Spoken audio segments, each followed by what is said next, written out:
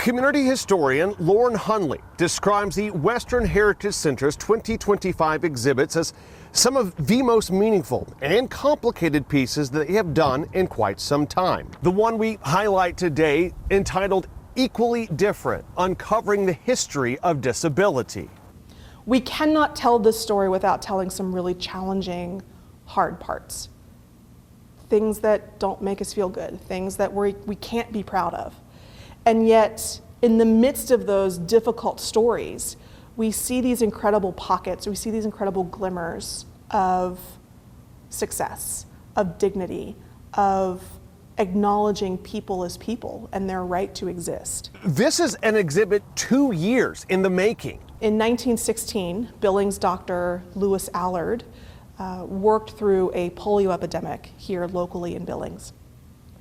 And as a result of seeing those children, the survivors and the victims of polio, he worked very closely with the sisters, with the nuns at St. Vincent Hospital to open the St. Vincent Orthopedic Hospital School to treat children with physical disabilities. The treatments that Dr. Allard brought forth and used at this school were groundbreaking. Orthopedic medicine barely existed at the time. Dr. Allard actually brought the first physical therapist in the state of Montana to his school, and he practiced radical things like experimenting with joint reconstruction, ligaments, lengthening limbs, anything to help the children across Montana. And within a very short amount of time, really within a few months, he starts treating children not only from Montana, but across 8 different states, across 3 countries. People are sending their children to Billings because Dr. Allard is making them walk. Children who have never been able to leave their bedroom on their own. Children who have been ostracized from their community. Children who have never been able to go to school because they couldn't get into the school building are now leaving Billings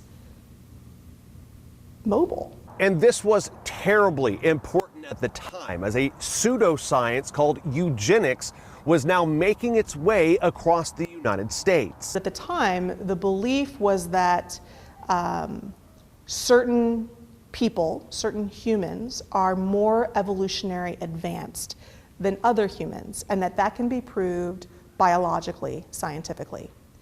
And in order for humanity to advance to the best possible scenario, certain genetic pools have to be eliminated. States defended by the United States Supreme Court could choose which of their citizens they wanted to sterilize in order to keep them from procreating. We're talking about the deaf, we're talking about the blind, we're talking about the poor, the ugly, minorities in general. The support, one of the states that passes some of those policies is Montana. Montana does pass several, or specifically a eugenics law in 1923. And there is support for that law in Billings. And so we have, the St. Vincent Orthopedic School.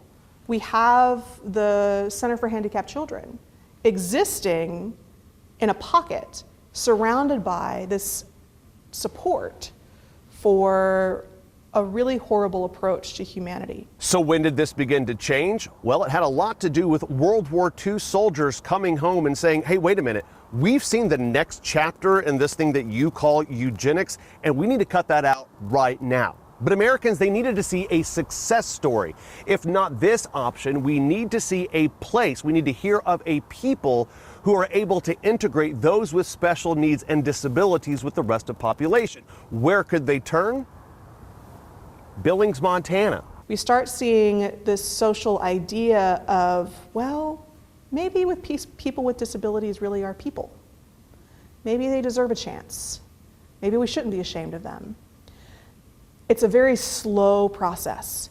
It's a very slow process. But we start to see the wheels of change turn.